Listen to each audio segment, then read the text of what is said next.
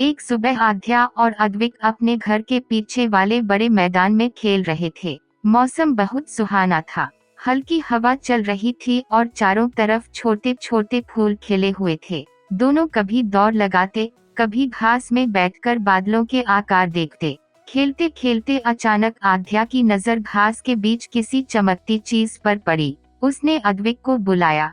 दोनों पास गए तो देखा वहाँ एक छोटा सा सुनहरा कंपास रखा था। वह साधारण कंपास नहीं था, उसमें से हल्की सुनहरी रोशनी निकल रही थी। अद्विक ने उत्सुकता से उसे उठाया। जैसे ही उसने कंपास हाथ में लिया, उसकी सुई तेजी से घूमने लगी और फिर रुककर जंगल की तरफ इशारा करने लगी। आध्या ने उत्साह से कहा, चलो देखते हैं ये हमें कहाँ ले जा रहा है। दोनों ने एक दूसरे की तरफ देखा और रोमांच भरे सफर पर निकल पड़े। धीरे धीरे वे जंगल के अंदर पहुंच गए, लेकिन यह जंगल अलग था। यहाँ पेड़ों के पत्ते नीले रंग के थे, हवा में हल्की चमक थी और पक्षियों की आवाज किसी मधुर संगीत जैसी लग रही थी। हर कदम पर उन्हें ऐसा लग रहा था जैसे वे किसी जादुई दुनिया में आ गए हों। कुछ दूर चलने के बाद उन्हें झाड़ियों के पास एक छोटा सा लोमड़ी का बच्चा दिखाई दिया। उसकी आंखों में डर और उदासी थी। आध्या उसके पास गई और प्यार से पूछने लगी,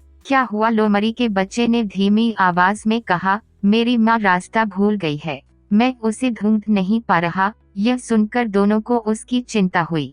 तभी आध्या ने फिर कंपास देखा। इस बार उसकी सुई पहाड़ी की तरफ इशारा कर रही थी। दोनों समझ गए कि शायद वहीं जाना होगा। आध्या, अद्विक और लोमड़ी का बच्चा मिलकर पहाड़ी की तरफ बढ़ने लगे। रास्ता आसान नहीं था, लेकिन वे हिम्मत के साथ आगे बढ़ते रहे। पहाड़ी तक पहुंचने के रास्ते में उन्हें एक पुराना लकड़ी का पुल मिला। पुल थोड़ा टूटा हुआ था और हवा चलने से हिल भी रहा था। अद्विक कुछ पल के लिए रुक गया। उसने नीचे गहरी खाई देखी और थोड़ा डर गया। तभी आध्या ने मुस्कुराकर उसका हाथ पकड़ा और बोली, एडवेंचर में डरना ठीक है, लेकिन रुकना नहीं। उसकी बात सुनकर अद्विक को हिम्मत मिली। तीनों धीरे धीरे और सावधानी से पुल पार करने लगे।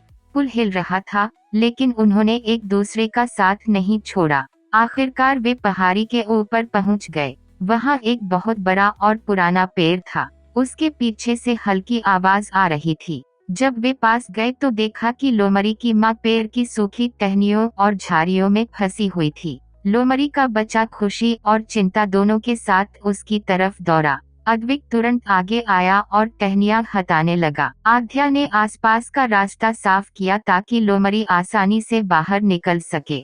थोड़ी मेहनत के बाद लोमड़ी की माँ आजाद हो गई। लोमड़ी की माँ ने प्यार से अपने बच्चे को गले लगाया।